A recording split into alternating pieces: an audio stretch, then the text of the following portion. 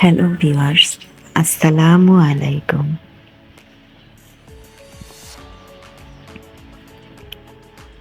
Simple by lifestyle Shimla channel থেকে বলছি আমি শিমলা।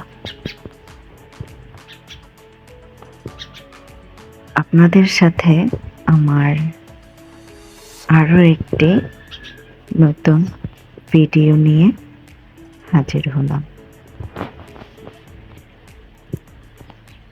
আশা করি আমার আজকের এই ভিডিওটাও আপনাদের কাছে একটু হলেও ভালো লাগবে।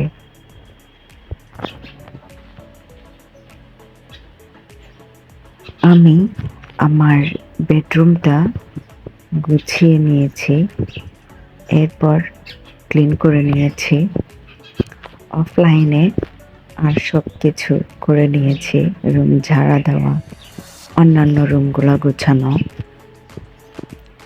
এরপর রান্নার জন্য কেটে কুটে রেখেছি। আমি আজকে রান্নায় রেখেছি কাঁকরোল ভাজি এবং ইলিশ মাছ। আমার আজকের ভিডিওটা আপনারা কে কোথায় থেকে দেখছেন অবশ্যই কমেন্ট করে জানাবেন। যদি একটু ভালো লেগে থাকে তাহলে একটা লাইক করে অন্যকে দেখার সুযোগ করে দেবেন। আর যদি একটু বেশি ভালো লেগে থাকে তাহলে আমার চ্যানেলটি সাবস্ক্রাইব করে বেল আইকনটি অন করে দিবেন, ভিডিওটি কন্টিনিউ করবেন। কথা বলতে বলতে এই ফাঁকে আমার ভাজিটা প্রায় ভাজা হয়ে গিয়েছে।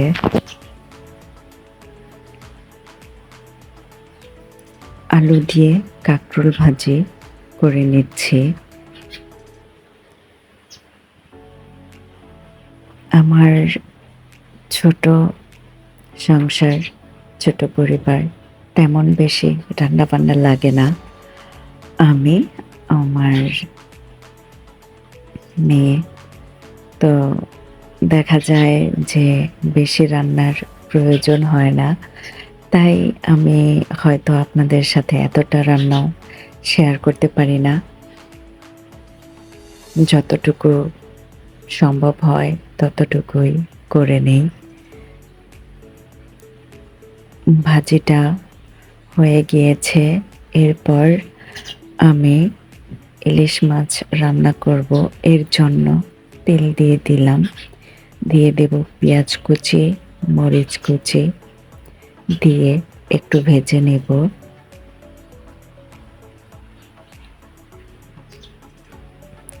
এরপর দিয়ে দেব আদা রসুন পেঁয়াজের পেস্ট, একটু ভেজে নেব যাতে আদা রসুনের কাঁচা গন্ধটা না থাকে। এরপর পানি দিয়ে দিব, দিয়ে সব মশলাগুলাই আমি দিয়ে দেব। স্বাদ মতো লবণ, হলুদের গুঁড়া, মরিচের গুঁড়া, ধনিয়া গুঁড়া এবং জিরা গুঁড়া দিয়ে কিছু সময় আমি মশলাটা কষিয়ে নেব।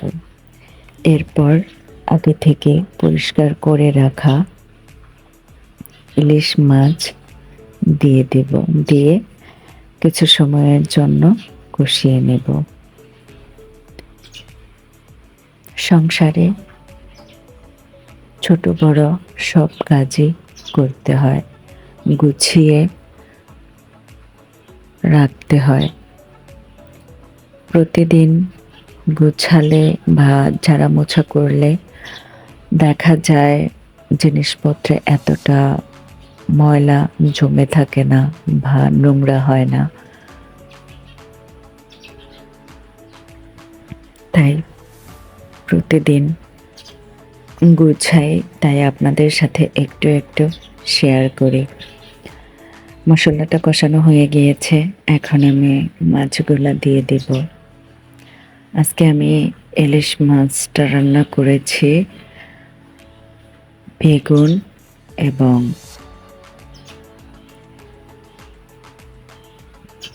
কাঁচকলা দিয়ে।